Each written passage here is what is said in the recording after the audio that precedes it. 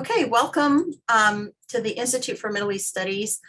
We're delighted to launch our special lecture series on Israel-Palestine today with Arie Allen and Arie Dubnov talking about Laurie's new book, A History of False Hope, Investigative Commissions in Palestine. My name is Mona Ateya. I'm the director of the Institute for Middle East Studies here at GW. Thanks so much for joining us. So we're joined by Arie Allen, who's a reader in the Department of Anthropology at the School for Oriental and African Studies at the University of London. Her first book, The Rise and Fall of Human Rights, Cynicism and Politics in Occupied Palestine, won the Association for Political and Legal Anthropology Book Prize. And she's written numerous articles on human rights, Palestinian politics, violence, and nationalism.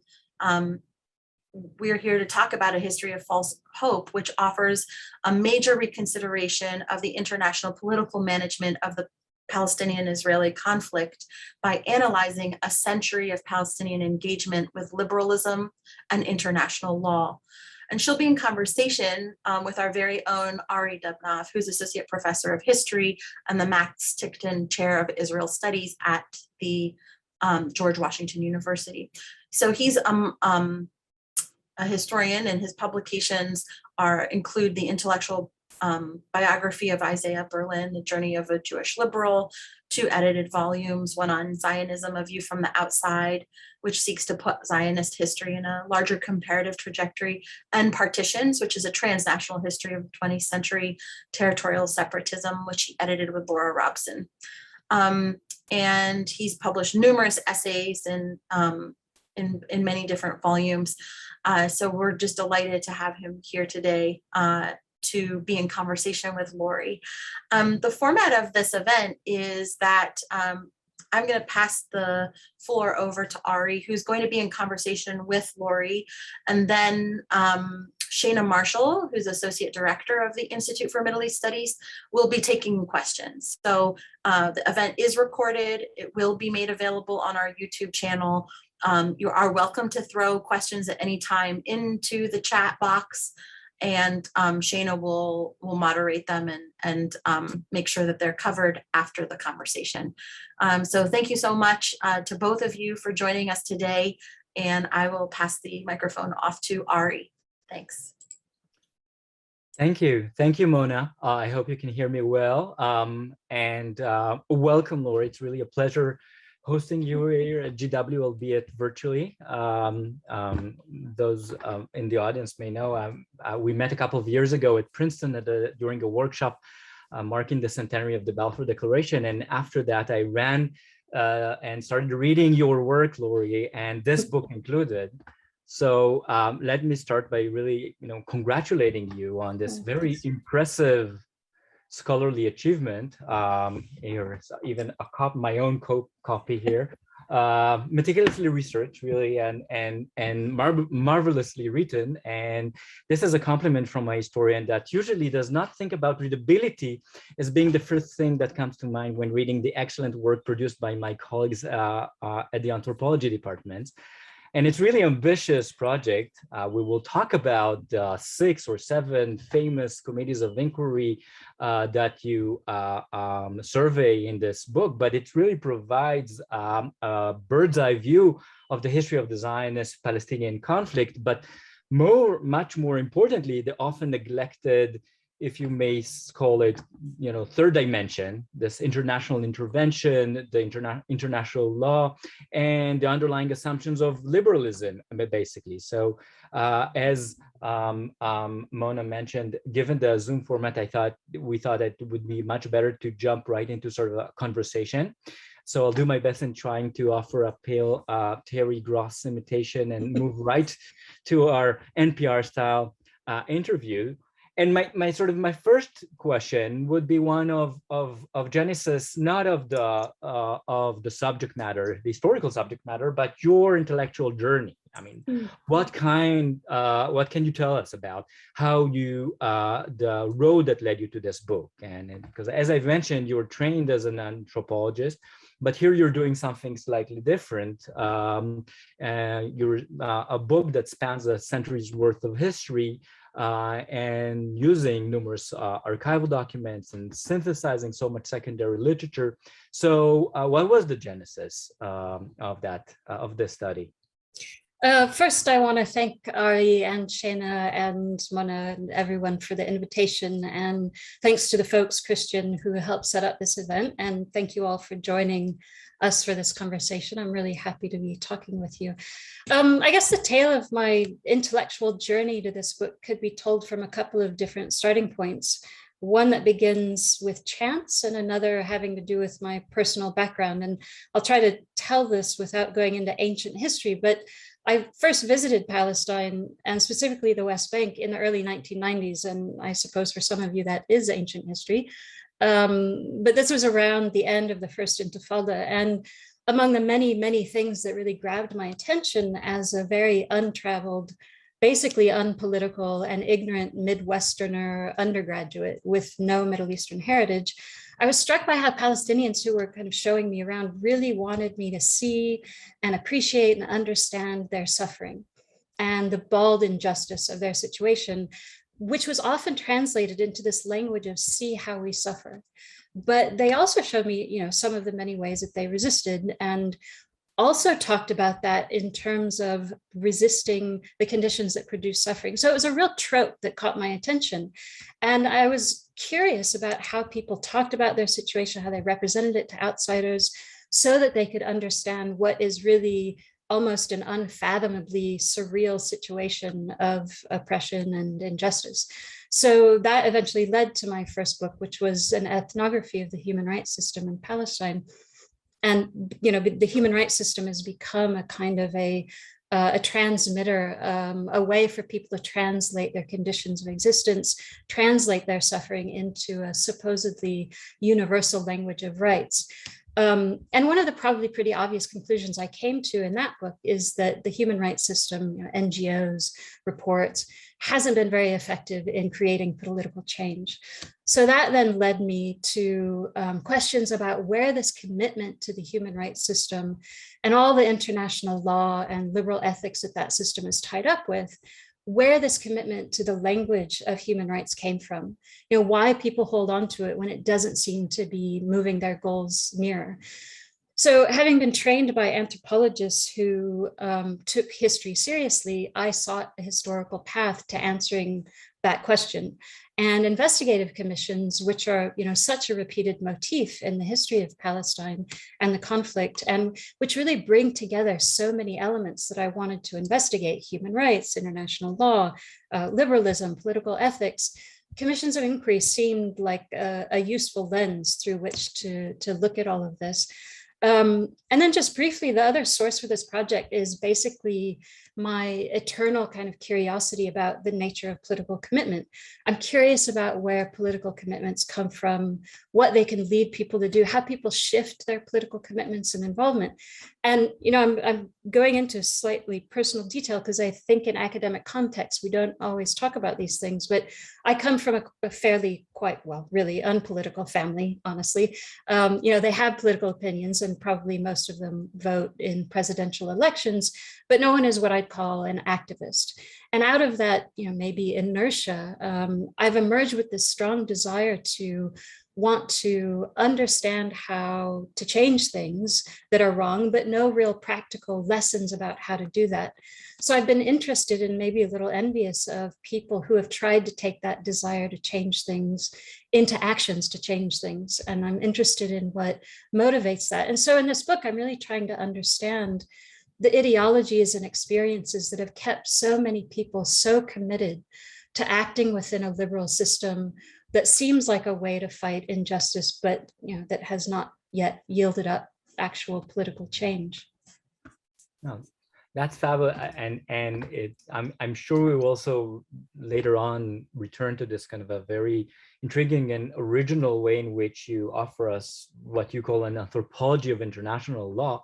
But maybe before we do that, perhaps let's define, provide some preliminary definitions, at least for the sake of the audience, because what are the main characteristic and hallmarks of this very odd animal that you've decided to put at the center of the investigation here? I mean, could we define what exactly are these commissions of inquiry or investigative commissions that are, as you show, were sent to Palestine time and again over a span of a century? Is there something which we can see as either defining characteristic or recurring themes that allow us to put them together and that constitute this category itself? Yeah, so commissions of inquiry, they come in many shapes and sizes, but they all involve some kind of officially appointed group of people who are tasked with investigating some situation, problem, event. And they are essentially a tool of governance and often a tool of state or of international PR. Usually the people or organizations that dispatch these commissions and who staff them do a tremendous amount of work to make them seem as open-minded and objective as they can. Because they're an ad hoc body, they have to produce their own authority and legitimacy. So the people involved usually have to kind of appear balanced and unbiased to prop up their credibility. So that really is a hallmark that almost always these commissions try to pretend to political, unbiased. And it's precisely, but they are always political, right? And I think it's that kind of Janus-faced nature of them that makes them so interesting. There's this tension between what they claim to be objective, unbiased, and then what they actually do, which is a very political job.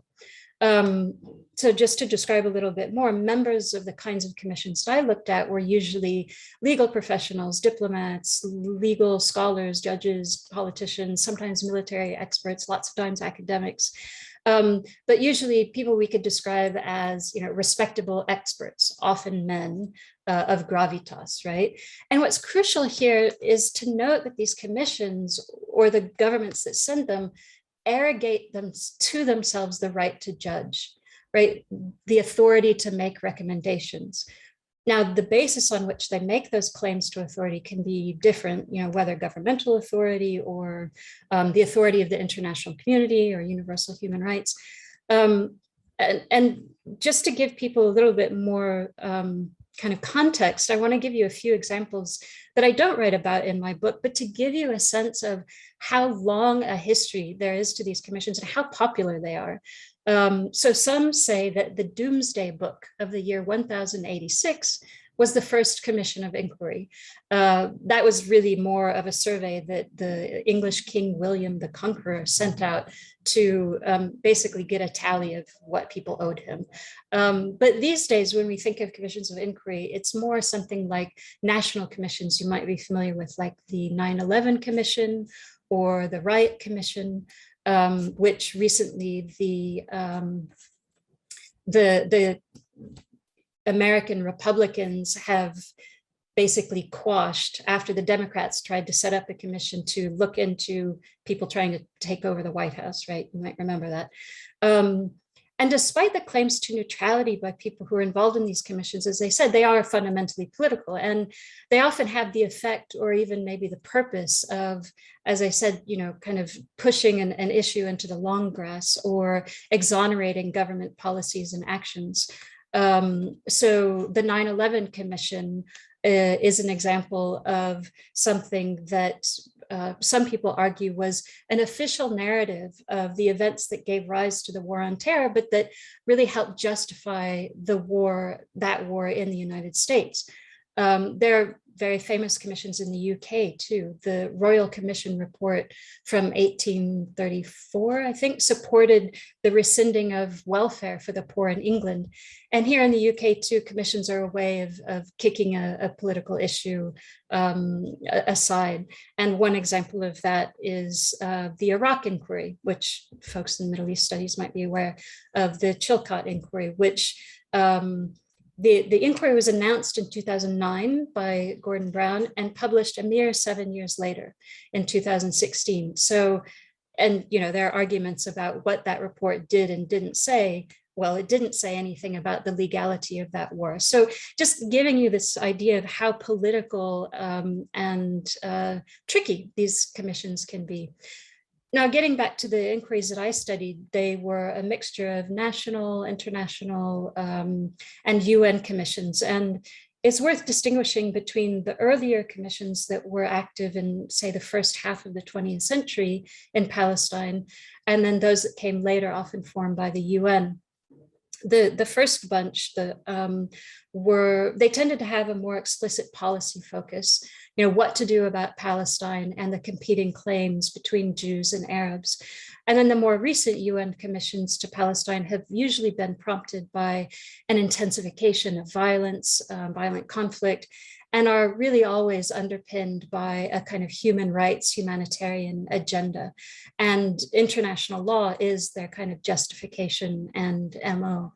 And as I analyze them, the UN commissions are a kind of a prime venue for the staging of an international community that cares, with, I would say, emphasis on stage. And I'll just wrap up my probably overly long answer to this question by pointing out why I think they're so interesting for understanding politics. And that's because commissions, they really articulate and put on display certain values in their terms of reference, in how they try to justify themselves. And in the cases that I'm looking at, the values are specifically liberalism, international law. And when you look at them with an anthropological lens, we see how politics happens in these very personal, often emotional ways. So, investigators' preconceived notions and biases really do appear.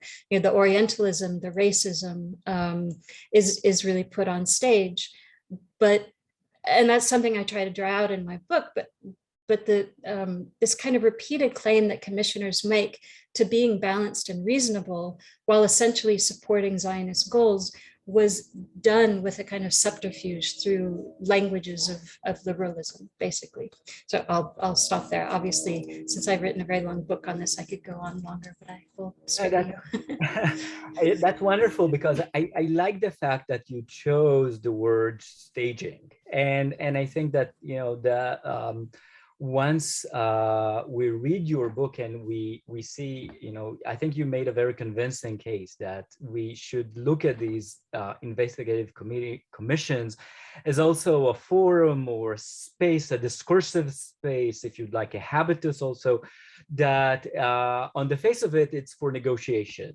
But in the fact that, it's as a very cynical use often of especially in the latter case of sovereignty prevention, and so on. But the very approach you take allows you to sort of cross these borders that sometimes limit traditional historians like me that start to distinguish, that pay too much attention to the distinctions between pre-1948 mandatory or interwar kind of a commissions of inquiry as the one that you mentioned in the earlier phases of the book, the King's Crane Commission of 1919, the Lord Pill's Commission in 1937, and the later commissions. Before we will maybe take issue with internationalism and liberalism, perhaps we can, we won't be able to survey all the 6 or 7 main commissions, but we'd like, perhaps to pay, put on the spotlight 2 or 3 examples that perhaps demonstrated exceptionally well in your opinion, whether it is from the earlier years, commissions like the Anglo-American Committee from 1946 and UNSCOP, or the later ones up to the Mitchell Commission of 2001. Yeah, so the King Crane Commission of 1919 is where I start the book. And what's unique about that commission actually is that the commissioners, so let me actually step back. This was sent by the Americans to the Arab region to find out what kind of government the Arabs wanted at the end of the Ottoman Empire and the end of World War I. And Arabs have said to this commission, we want a democratic government. they overwhelmingly said they wanted an independent democratic form of governance, a constitutional monarchy. Some were happy to accept a League of Nations mandatory setup with the United States. But what's interesting is that the reporters, the investigators, actually did report that, but the report got essentially ignored. I'll skip ahead to another really interesting commission that I write about, the Anglo-American Commission that came at the end of World War II. And this was tasked with examining the political and economic social conditions in Palestine as they related specifically to the problem of Jewish settlement and the well-being of people living in Palestine. And what I focus on in my analysis of this commission is how humanitarianism and sympathy for the suffering of the Jews after the Holocaust really became central concerns and really trumped any arguments from the standpoint of democracy that the Palestinians were putting forward. And what's interesting is that this commission, it brought together Palestinians and Arab leaders, Zionists, British, Americans, all debating how to fulfill humanitarian ideals that prioritized helping the Jews of Europe. And so this commission really reveals how humanitarianism became embedded in international politics in this period. Then the book shifts to kind of post 1967 conditions. Just to say briefly, the UN Special Committee started in 1969 and has issued a report every year since then. And there I've based my analysis on recorded testimony of Palestinians and others that they gave to this commission and debates about it in the UN General Assembly. And these debates are really fascinating because they show how third world solidarity was kind of conceived and expressed, especially throughout the 1970s and 80s. Hopping forward, the 2001 Mitchell Committee was convened by the Americans, the UK, EU, Turkey, Norway, to investigate the conditions in Palestine around the second Palestinian Intifada or uprising in 2001. And okay, I'll stop going into what's interesting about all of these so people can read the book. But just to say, a striking feature of many of these commissions is the emphasis that the investigators placed on performing a kind of forensic reading of Palestinian emotions. So in 1919, with the King Crane Commission, there was this emphasis on understanding, were the Palestinians nationalist enough to really deserve an independent state? Or in 1947, were they reasonable and liberal and sympathetic enough to be deserving of sovereignty? Or in the 1980s, were they sympathetic enough and willing to make peace with the Israelis? So, each commission kind of set up a different set of hoop, and the commissioners were reading the Palestinians in different ways. The final commission that I look at is the Goldstone Commission, which I will talk about for just a minute. So it investigated the 2008-2009 fighting in the Gaza Strip that left some 1,400 Palestinians dead, 13 Israelis. And this was a very, very controversial investigation headed by a South African judge, Richard Goldstone, who was a self-proclaimed Zionist. And a significant thing about this commission, aside from the fact that it garnered so much kind of controversy because the results were quite heavy and condemnatory of Israel's actions, but also how it centered the notion of war crimes. And this is especially interesting now, maybe because the International Criminal Court has recently decided it can investigate the situation in Palestine. So this was a kind of early-ish effort at international legal anti-impunity that has kind of come to the fore among some people advocating for Palestinian rights.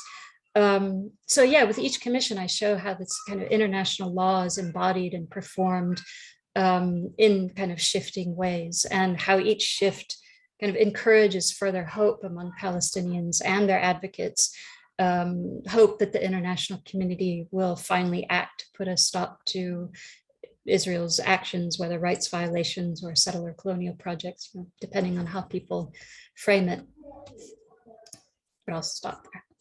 No, fabulous. I like the fact that we've done this chronology because it certainly flashes out, I think, a critical dimension here.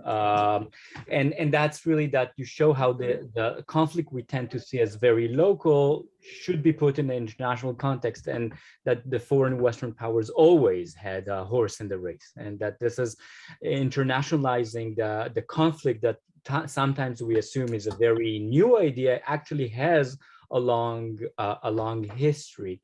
So my question would be the following one, and I hope it's not too convoluted. I mean, recent literature really pays much more attention to this dimension, and I'm thinking primarily of historiography. And one can think of the growing body of literature produced in the past few years, looking back at the League of Nations, the United Nations, and so on, and that is reconstructing these paradoxes and even hypocrisies that are built into this assumptions of liberal internationalism, and that often also shed light on a dark side of what we tend to look at only in positive lights, liberal internationalism and humanitarianism alike.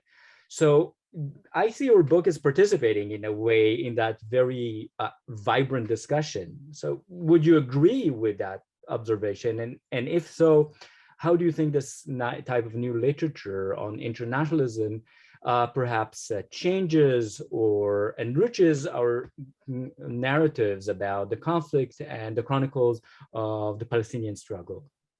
Thanks for this question. I'm tempted to kind of ask you what your answer to this question would be, but let me give it a shot myself first. I have learned a lot from historians who have taught us about internationalism, including you and your work on the kind of international travels of the idea of partition that landed in Palestine. Susan Peterson's work on the League of Nations.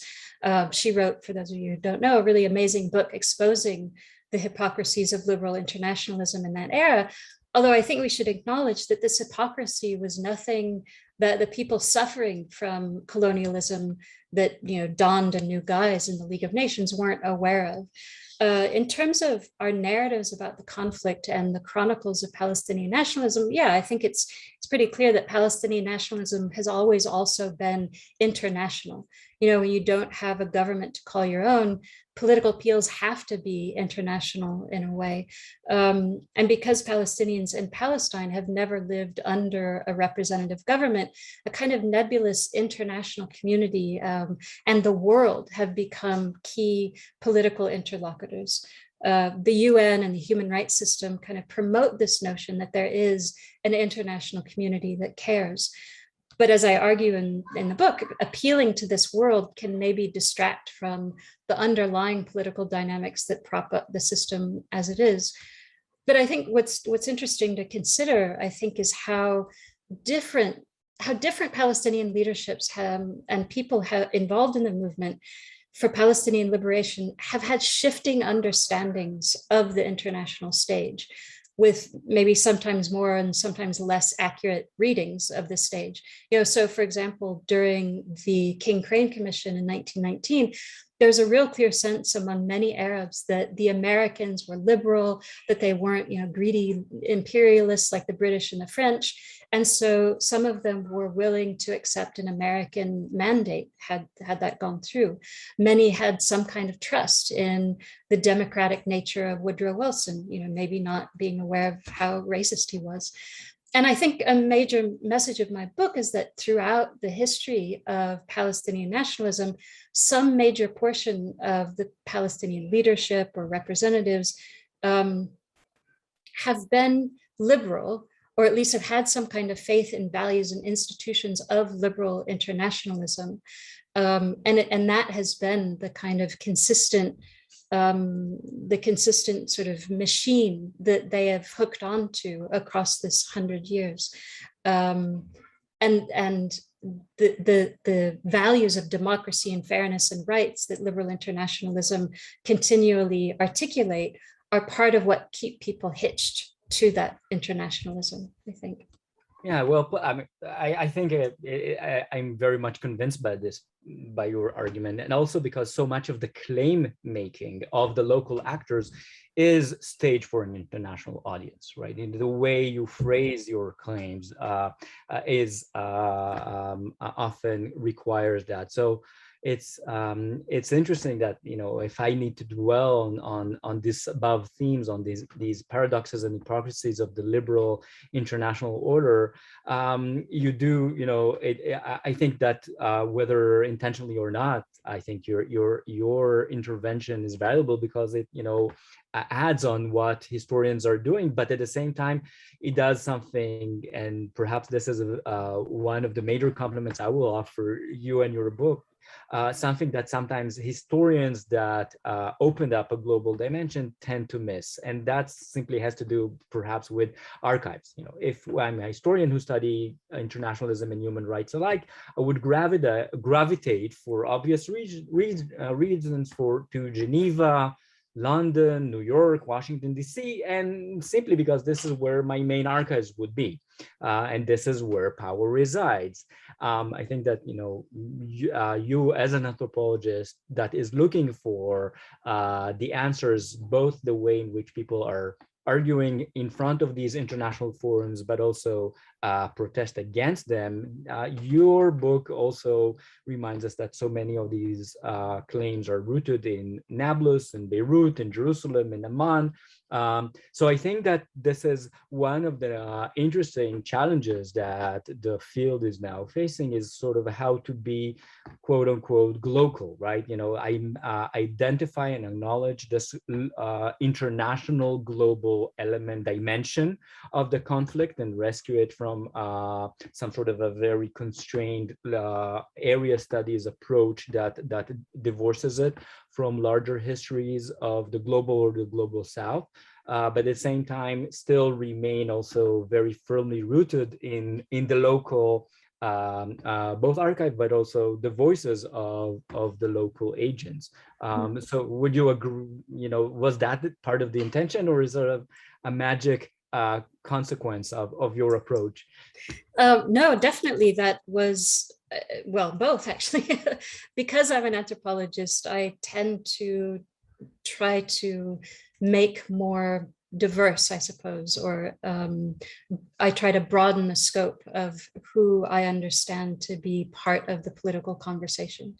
And I guess you could say that I took a kind of a subaltern studies view of these institutions and systems. And for me, this meant trying to understand how systems of power take hold amongst a wide variety of people, not just the elites or the representatives, understand how those institutions disadvantage certain people, and understand how those who are disadvantaged fight back or are blocked from doing so.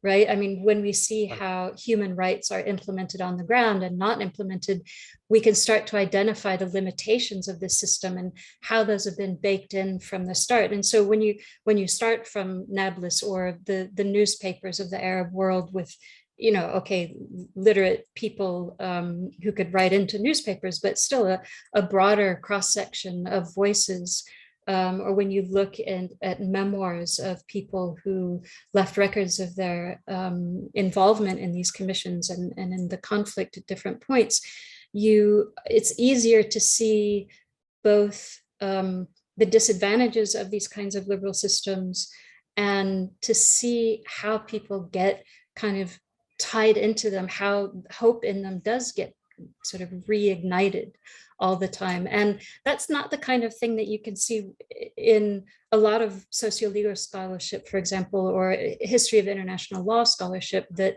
tends to focus on elites or what happens in courts. And maybe we'll come back to that when we talk about kind of an anthropological approach to international law. But yeah, I mean, as an anthropologist, it's just I can't help but look at how regular people get involved in things. And just to say, you know, when I was reading history about the King Crane Commission, there have been claims that this was really a top-down, from the Arab side, this was a top-down presentation, that this was just sort of Syrian and Arab leaders trying to vie for sovereignty or power. But when you really look at the archives and you look at newspapers and the commission archives and photographs, and you read people's stories about who was involved in trying to present this commission, it was families, it was guys on horseback, it was all kinds of people, and it's that, I guess, for me was evidence about the draw of these commissions and the terms that they use on a wide variety of people, and led to my disagreeing with some earlier interpretations of that commission. I will pick it up from exactly your last comment, and you mentioned subaltern kind of a studies approach that wants to allow us to hear the voices of those who are often left outside from the records, metaphorically and literally, of history, and also and really how the looking at commissions of inquiry as spaces or forums opens up the question of who speaks on behalf, right? And if we would use the metaphor of this commission of inquiry as almost a courthouse, right?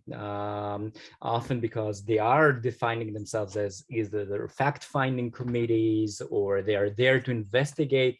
They are creating this arena or a situation that is a knowledge, we can see the analogy to a courtroom. And so let's think about for a second, not about the, so to speak, judges in this metaphor, but the expert witnesses and the people that they invite to speak on behalf, right? In a courtroom, we would hire attorneys, we will bring expert witnesses and so on. And not everyone has this kind of formal right for a location, right? So it's very interesting to think about it also in this way, how in these kind of cases you bring up certain individuals that are invited to speak on behalf. I mean, when I went as a historian at the record, looked carefully, for instance, at the records of the Anglo-American Commission, you really see that when they're inviting people to testify, often these are VIPs. Albert Einstein is talking on behalf of the Jewish case, and the Princeton professor Philip Hitti is speaking for the other side. So how this kind of form opens up this question of who speaks on behalf of the Palestinian, the native population.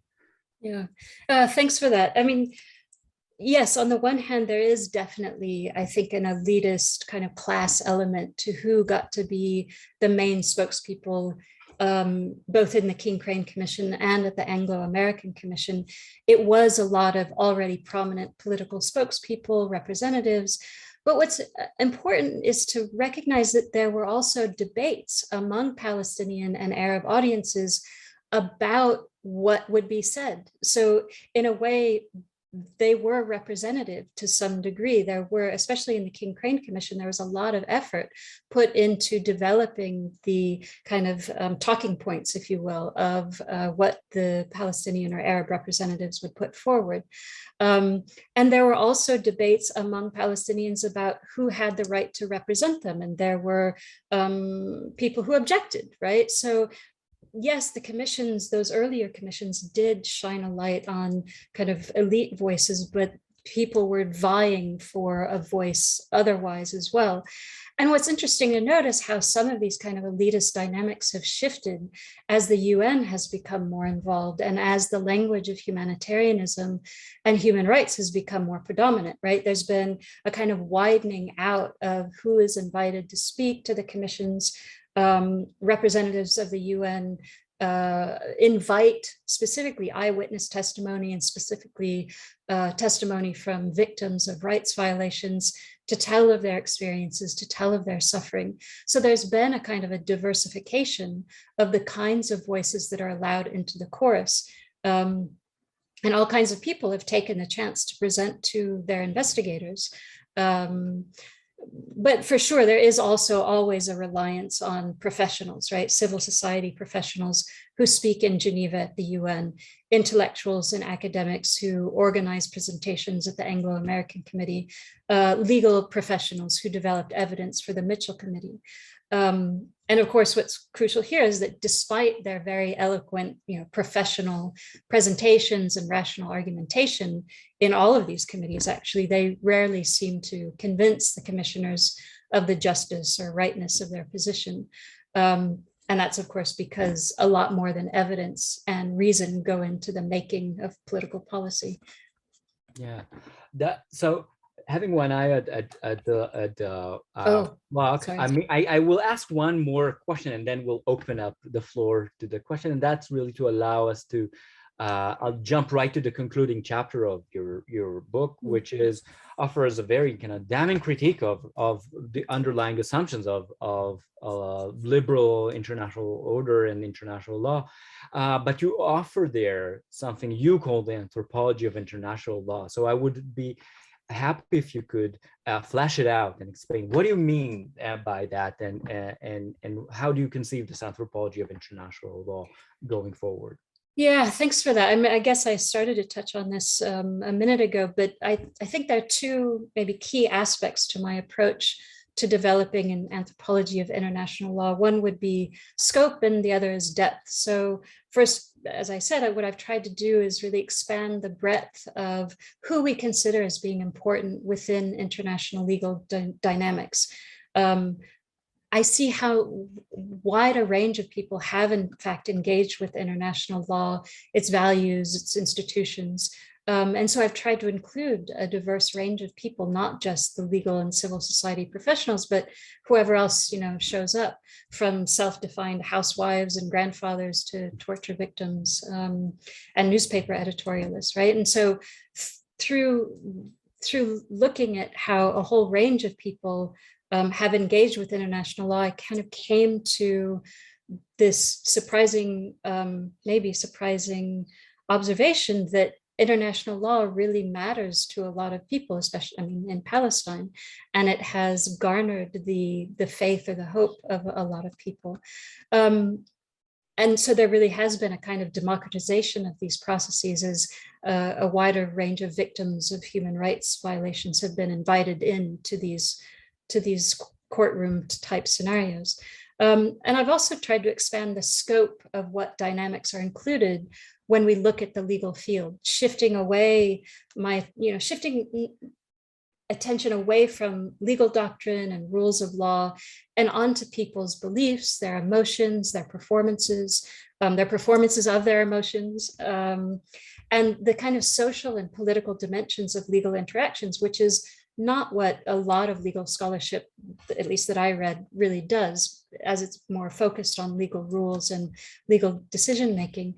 So my approach involved ethnographic tools, right? Talking to people, finding out what people said about law and legal contests, but also what they felt and how they developed expectations about these things. And this meant bringing an ethnographic sensibility into the archives, right? Reading people's memoirs, their opinion essays in newspapers to see how they engaged almost emotionally. So just a quick example, reading the memoirs of a Palestinian nationalist, Akram Zuaiter, he reported when the Peel Commission report came out, basically that he got a migraine. He didn't use that word, but that was my diagnosis. And because the Peel Commission had recommended the partition of his country, and he reported that the people in Palestine were speechless in surprise. And so there we get an insight into what people had expected of this liberal institution, which was not that. Right. Now, I'll conclude. I just do want to acknowledge that anthropologists have been examining international law for a long time. So it's not like I'm making all of this up, but a lot of this work, including my earlier book, has kind of zeroed in specific ethnographic cases. Anthropologists often, look at some indigenous group or NGO and see how they've engaged with the human rights system. And what I've tried to do is kind of take some of the critical tools of anthropology and history to look at systems over time. And so, as I said, I'm kind of taking a subaltern studies approach to the examination of a history of international law from below. And that's really the second move into the past. To develop a more systemic kind of critique of international law over time. So I'll stop. Fantastic. No, that's wonderful. So Shall we open the floor to questions from the audience?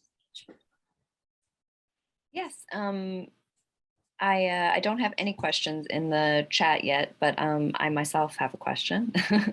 Thank you, Lori, and thank you, Arie, for a wonderful discussion. Something that I hear a lot is this observation that the discourse is shifting, right, on Palestine, but that the land that is under control of Palestinians continues to shrink even as that discourse shifts. So what is the relationship, Lori, that you see between these commissions and the discourse versus these commissions and the actual conditions on the ground? Yeah, that's an interesting question. So one of the ways that I think we're seeing some discourse change is, for example, the increasing, maybe not popularity, maybe not mainstreaming, but more prevalence of a discussion of Israel as an apartheid state. That's come up as multiple fairly well-respected international human rights organizations like Human Rights Watch and B'Tselem. I think I heard that Amnesty International may be even coming out with such a report. So there's this increasing language of apartheid that is, you know, it was around in the 1970s, but it's a pretty big shift these days. And so I think some people have taken some hope in the fact that that discourse is shifting. And as I mentioned with the Goldstone Commission, the last commission that I look at in my book, there was this increasing language of anti-impunity using international law, international criminal law, maybe to enforce more accountability on the Israeli government. And I think the tracking of apartheid crimes is also part of that anti-impunity shift. Alongside that, of course, is the International Criminal Court, which I mentioned, that is, you know, maybe not going to pursue an investigation of war crimes in Israel, Palestine. So that's a discursive shift. And of course, as you say, what's happening on the ground is just more of the same. So that's what's always happened after commissions, is more of the same and worse. And a point that I've tried to make in other venues is that these commissions, they don't accomplish anything on their own, and they offer a very interesting lens onto political dynamics and kind of values of a particular moment, but without a broader political movement or political will, of course, nothing can happen. And that's true of the human rights system in general, right? There's no way to enforce accountability really without political will. Now, I guess the third step in this question is there a way in which that political discourse, if it really does gather the kind of volume that some people might expect or hope for, might that shift political will? But of course, I mean, that's a gigantic, that would be a big cause and effect jump to make. And I personally don't see that political mobilization. It might be out there, but I don't see it. Thank you. Thank you. We do have one question now from Alyssa, who's a PhD student here at GW. She says, thank you for your presentation. I have a bit of a basic question. What led you to choose the specific historical commissions that you chose to cover in the book? For example, was there a methodological reason to exclude the UNSCOP 1947 commission due to perhaps the Palestinian boycott of the proceedings? Thanks. That's like a job talk question, which is a really good one. Thank you, Alyssa. It was a mixture of wanting to get a kind of historical breadth, really. And the commissions that I started looking at, so a mixture of historical breadth and thematic distinction. And so I had already looked at the Peel Commission in 1937, which I didn't really talk about yet with Arie. And I looked at not the commission, but at the Palestinian boycott of that commission, in fact. And that to me was the most interesting thing of that commission, because Palestinians for a good 6 months said, we're not playing this liberal game anymore. After 18 years of life under the British mandate and the continued colonization of our land, we're just not going to play this game. And it occurred during the Great Arab Revolt of 1936 to 1939. And so I make the argument that it was partly that kind of broad regional anti-colonial movement that allowed Palestinians to say no to the liberal game at that moment. And so, for example, I wouldn't want to look at another one that they boycotted. Although, having said that, I would have happily written a second volume to this book looking at more commissions, because I think that with every single one, all kinds of fascinating new insights into the political moment arise. You learn about you learn about all the things I tell you, you learn about in the book. So I'll stop there. Thank you. We do have another question from Spencer Jones. He says, thank you so much for your talk. Even though international law has regrettably been all but useless against people who haven't signed certain treaties or just choose to not allow international authorities to take action, why is there still so much faith in the international system? Which is a great question. It's a great question, and it was my question. In fact, it's the question at the root of my book. And I guess my answer for the cases that I look at in my book, I can't speak for everyone else who has faith in the system, is that it presents reasonable liberal values that are appealing to reasonable liberal people, or to people who want to produce reasonable liberal outcomes. And so there's a match made in heaven. Why they continue to stay engaged, I say, is partly to do with the way that the international community, international law, human rights has shifted over time. So with each moment that I illustrate with a commission, you see that there is a new set of carrots kind of being dangled out for Palestinians and their advocates to grasp after. So, for example, in the UNSCIP, the UN Special Committee that began after the Israeli occupation began, this came at a moment when the UN General Assembly had had a demographic shift, as many more nations of the third world, the global south, third world at the time, had become independent, and so had much more of a voice at the UN General Assembly. And there was much more sympathy and solidarity for other anti-colonial efforts and anti-apartheid efforts and anti-racist efforts, Palestine included, Palestinians included. And so yet again, there was this kind of new audience that seemed sympathetic, and it had issued all kinds of interesting resolutions that seemed to be helpful for Palestinians, like anti-colonial resolutions against colonialism, resolutions saying that all means of resistance to colonialism and apartheid were legitimate, including armed resistance, and so on. So there's this shape-shifting nature to the system that in each new guise presents a kind of welcoming face. And I think that the Goldstone Commission and now the International Criminal Court are maybe the latest permutation. What will come of it? I mean, I don't have a crystal ball, but I personally don't have hope because of that history. Well, and there's the title of my book. But things can change. And that is part of what keeps people engaged. Thank you. Arie, if you have another question, jump in. I was going to ask Lori if there's historically been sort of a tit for tat dynamic to any of the commissions. So are there sort of contradictory commissions that are convened subsequent to the findings of other commissions as a sort of effort to sort of decertify or delegitimize certain international commissions? That's a good question. I mean, I can't think of any off the top of my head. Arie, can you? I mean, I think there are cases in which suddenly the international arena or state became a stage to kind of I mean, in so many of these cases, the commissions will come with massive, long reports that will suggest A, B, C, D, E, and then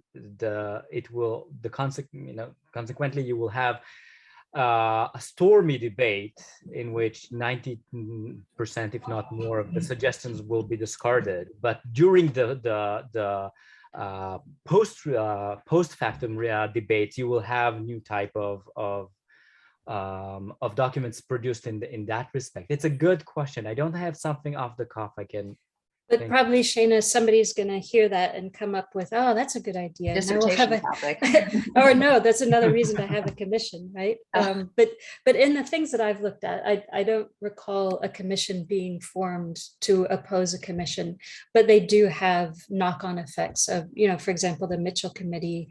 After that, there was the roadmap, that went nowhere. But there are these little efforts that kind of tend to peter out. Yeah. An example, I just to jump in, one of the only things that what I can think of is that in the UNSCOP report, there was a majority report and minority report. So we can go back to those, and this is, I think, illustrates extremely well the cases in which Palestinian hope was galvanized by the feeling, whether it's true or a sense that there is a sort of what we would call today a global South, creating a possibility for solidarity that the Western dominated liberalism does not allow them.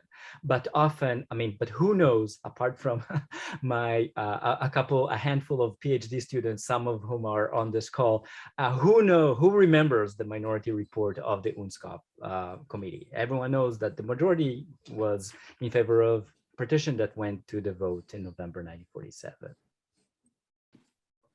So maybe I should have put that commission in my book so we would remember the minority report. We do have a few more questions now. So we have one from Anthony Hugh. He says, thank you for your talk. Following on Spencer's question, how might the US pushback against the ICC and its investigation of Israel and Palestine affect the potential outcome for Palestinians? Yeah, I don't know. It's a good question. I think that, this is more of a question for people who know how these international legal shenanigans happen on the legal and political realm. I think that there was the person who is now the prosecutor replacing Fatou Bensouda, under whom the decision to pursue the case in Palestine was made. Her replacement is a British guy that was not opposed by the US and the UK. So that might be one place where the US pushback has perhaps already baked the cake. But I don't know, it's a good question. I'm sorry, I don't know more. Yeah, wonderful, thank you. And then we have a question from Shira Robinson, who's a faculty member here at GW and a friend of you both, I'm sure. She says, I taught your book last spring in my historical seminar on Israel and Palestine. It captivated my students and thoroughly depressed them. One of the questions they raised about the 1941 AACI was why the Palestinian representatives didn't try to appeal to the commissioners by bringing ordinary Palestinians to testify about their suffering at the hands of the mandate and its support for the Zionist movement, in particular, land loss, the violence of the counterinsurgency movement. In other words, why didn't Palestinian representatives try to compete with the narrative of Jewish suffering? That is a fantastic question. So I don't know. In 1947, this was, so just to remind people that AngloAmerican Committee came after World War II, after the Holocaust. And, as we were talking about earlier, it was much more of a set of elites and mainly academics, as well as some political representatives who were in charge of producing the report and offering presentations to the Anglo-American Committee. And one thing I do know about how that was formulated, how that presentation was formulated, is that there was a sense that perhaps the Palestinians had lost out with the Peel Commission because they had boycotted it for a while and their presentation wasn't up to scratch. because they had sort of put it together in a hurry somehow. And so there was a real emphasis. And, if you look at the documents that these folks put together for this commission, it was meticulous. There were plans that people like Albert Harani and others put together for what a democratic citizenship law would look like in a joint Palestine that allowed Jewish citizens to be part of it, which is what they were advocating. So they took a much more kind of professional, academic, researcherly stance, partly, I think, because Albert Harani was the leader, and that was his mode. But it's a really good question about when kind of personal stories of suffering came to seem relevant to Palestinians, because it wasn't there before the UN commissions, at least in the reports that I saw in the archives that I looked at. So I don't know, Shara, do you have any thoughts? That's a really good question. I would just say maybe it took the cynicism that they developed after all of these commissions in the first half of the 20th century to make them realize that they needed, that maybe trotting out evidence of suffering might work better, that relying on the sort of liberal international order didn't serve them well for the first 50 years of the 20th century. And so maybe they would try this new thing. But I don't want to steal the throne or the spotlight, as it were, but I do want to ask you if A History of False Hope is a prequel to your history of cynicism about politics, human rights, or if we can take out the hope somehow. So how do we get from cynicism to hope in your thinking, or if it just goes from false hope to cynicism in your own intellectual trajectory? Oh, are you really asking where's the hope? I just am struck by the language, the very different language of your two books. But I know, I'm such a bummer. It's, I mean, I think both books point to my frustration, essentially, at people's efforts that don't go anywhere helpful or anywhere towards justice. And I am frustrated by what seem to be repeated efforts of the same type that don't get anywhere. So, with this book, I was trying to understand that kind of blinkered nature. Now, what we didn't talk about is the fact that there have been all kinds of other efforts as well, right? Not just liberal ones. And I was focused in this book on liberal efforts. And I'm sorry that my book depressed your students. And I realize that is a downside of working on Palestine. And I think, yeah. Sorry, I just want to interrupt you for 1 second. I don't think it depressed them because it was about Palestine per se. I think that they came into the class and into your book thinking, yes, international law is going to be emancipatory. And again and again and again, it disappointed them. And I think good, then my job is done. An existential crisis for my students, because we read it over the course of the semester, and it really struck a tone in them. Like, if not for the if we can't rely on the international community to save people, who can we rely on? And the answer was no one. Well, it's the political will of the people. Right. So it's the political will of the people, right? And I guess one of the dimensions that we didn't talk about is kind of what I hint at in the book, but I don't argue it because I don't know if I could convincingly, is that all of this attention to international legal systems and liberal internationalism diverts attention and energy from what might be other possible approaches to political change. And that's a counterfactual, right? But it's, I think, lurking in my analysis. Thank you, Lori. We have another question from Nathan Brown, who is also a faculty member here at GW. He says, there are an impressive number of international organizations on the scene who issue reports, but not as formal commissions of inquiry like UNSCO or the Quartet. To what extent do these reflect similar political characteristics to the commissions that you identify? I can't see the question in the chat. So the question is about sort of NGO reports. Did he write to you specifically? Right, that there are some that are sort of external to the commission process, right? They're not necessarily commissions in this sense, but you know, the B'Tselem report or you know, Right. these other reports, and what's the distinction between those two groups, I guess? Yeah, no, it's a good question. I think that again, it depends on which ones we're talking about. And with human rights reports, like Human Rights Watch or B'Tselem, these organizations have a different kind of reputation and authority. They still, as human rights organizations, I think, adhere to a language of and a commitment to unbiased analysis and fact-finding. But they exist in a different realm of credibility, right?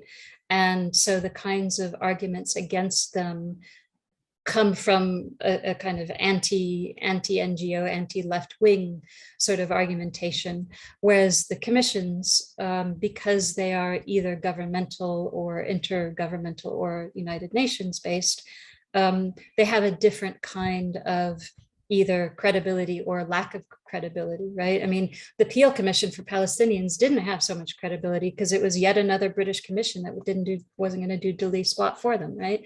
So it also depends on what audiences we're talking about. You know, the UN commissions, it's become a kind of a reflex reaction for the UN across all kinds of conflict situations. And I don't really know enough about how they get formed or who gets to decide that they should exist. Like there's yet another new UN commission that's been called into being in this spring in Palestine. And I think it's a way for, again, the UN to express its interest and concern, to gather data. And explicitly in this most recent commission, they say, maybe gather evidence for a future International Criminal Court case. I mean, they don't say ICC, but I guess that's the implication.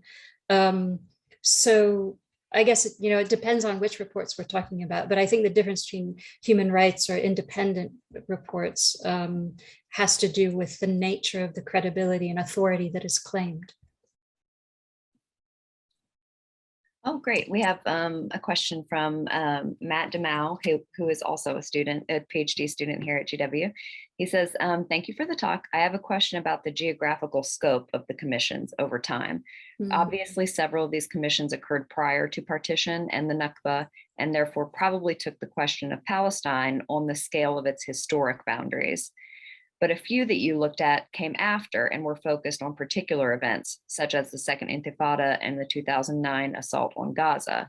How did the partition, occupation, and compartmentalization of Palestine from 49 to 67 to the PA era shape the geographic notion of Palestine and the Palestinians that these commissions were investigating? And did the different conceptualization of Palestine clash between those being interviewed and those doing the investigating?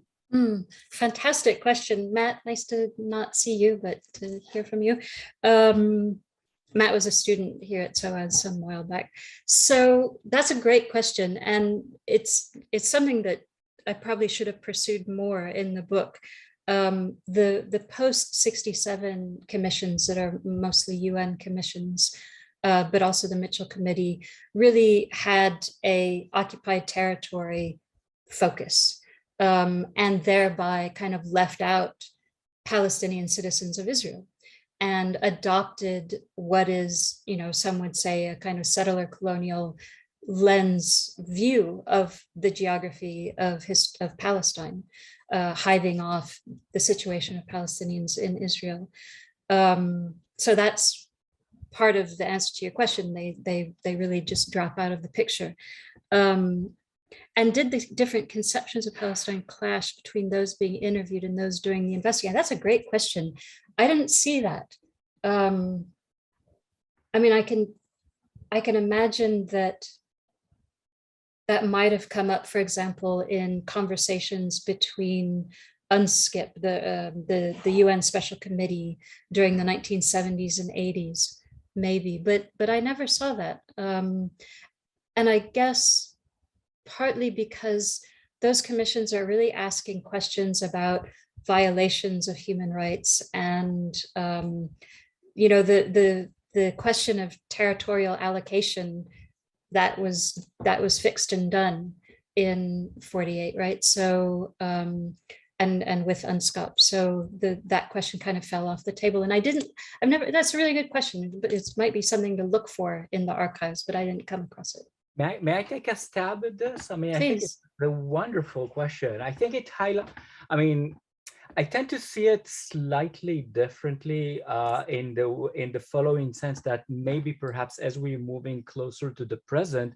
the conflict becomes actually much more isolated and less international in the following sense. If you think about the King's Crane Commission in 1919, it's you know, World War I just ended. Everything is up to grabs. You know, the dimensions of the entire, you know, people are debating what is where the Near East and the Middle East would look like, and the Americans are intervening in that specific, very plastic moment in the history of a large region. So Palestine is central, but it's not something that they're thinking about it in outside global global politics and power play of the international arena. The Peel Commission is, of course, focused on the events in Palestine in 1936, what we recall today the Great Arab Revolt. But I would read it as part of an attempt to, you know, keep the empire going in the region. So they want to see it in this way. The Anglo-American Committee is also, you know, post-World War II, and it's about not only solving the problem in Palestine. It's part of what makes the thing so complicated. A Gordian knot has to do with the attempt to solve also the DP problem, the displaced person, the refugee crisis of Jews after the Holocaust, and they tie everything together, and it's a big, you know, mishmash that is so hard to unpack. I think that post 1948 and definitely post 1967 commissions, of course, they're not questioning the existence of a Israeli nation state. So they are fact-finding committees that are already very focused on a specific area, a much narrower, you know, parameter, and so on. That would be my kind of a broader overview of if we look at these commissions in sort of as a line, as a series. Yeah, no, that's absolutely all right. I guess I was responding to Matt's question more from the perspective of the folks who gave testimony to the commissions, right? So your answer complements it really well. And of course, you know, with the earliest commission, with the King Crane Commission, the goal of a lot of the presenters was to in fact, make an argument about what Palestine should be. And in fact, it was Greater Syria, not really Palestine, that they were arguing for. So that geography definitely did shift. And what they were arguing for shifted. But yeah, no, super question, Matt, thanks. Shira had a sort of a follow-up comment to Matt's question about the clash between, you know, Palestine, which includes the Palestinian citizens of Israel versus just the occupied territories, if that distinction would look different now in light of the conversation around the unity intifada. Yeah, no, that's a good question. And I think that the latest commission at the UN has formed specifically includes Israel in their remit. And of course, it was formed on the heels of the Unity Intifada. So it'll be interesting to see how they try to go about doing their investigation. Of course, like many of these commissions, Israel is not playing along. So, you know, how they decide the ethics of who they will invite into giving testimony and how it will play into their report. It'll be very interesting to see. I think we have to wait about a year to see what comes out of that. Okay, I think we have maybe time for 2 more questions. I had a sort of a question. I was listening to some folks talk about the UN, the Intergovernmental Panel on Climate Change, and that huge report that they had that ended up being censored, right? They took out every reference to fossil fuels, right, out of the final report, which is incredibly ironic given that that's the very basis for the entire report, in response, of course, to member states who demanded that. Were there particular instances of censorship, I guess, and that were surprising to you when you were looking at these historical commissions, and what was the nature of those? Yeah, another really good question. I'm not immediately thinking of anything that was censored so much as what could be said in the presentations and what would be listened to and what would be reported came into play. I mean, the first King Crane Commission, it's a little unclear, I think, what happened to that report, but in the end, it wasn't made public for a few years.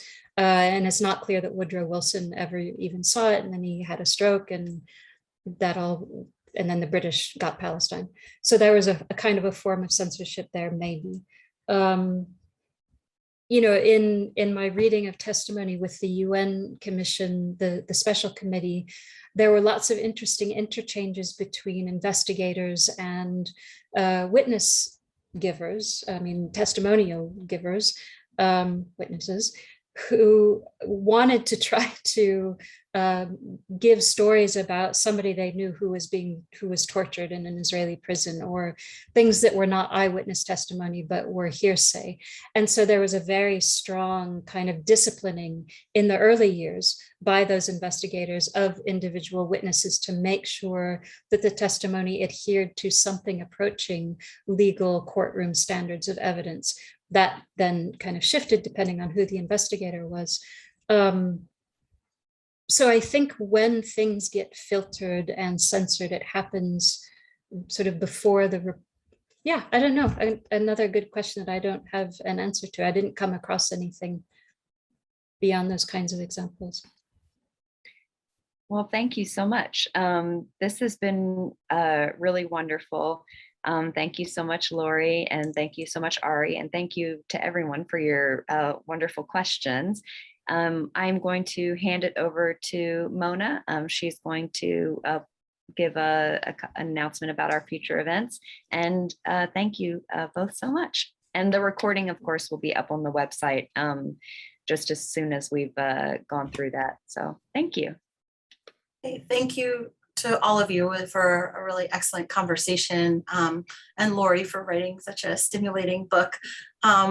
We are just delighted that we were able to have this, even though we would have preferred to have you in person, that we were at least able to connect with you and to have you launch our lecture series here at IMIS on new scholarship on Palestine and Israel. So then I threw the flyer into the chat for those of you who want to attend, but the next event is on September 30.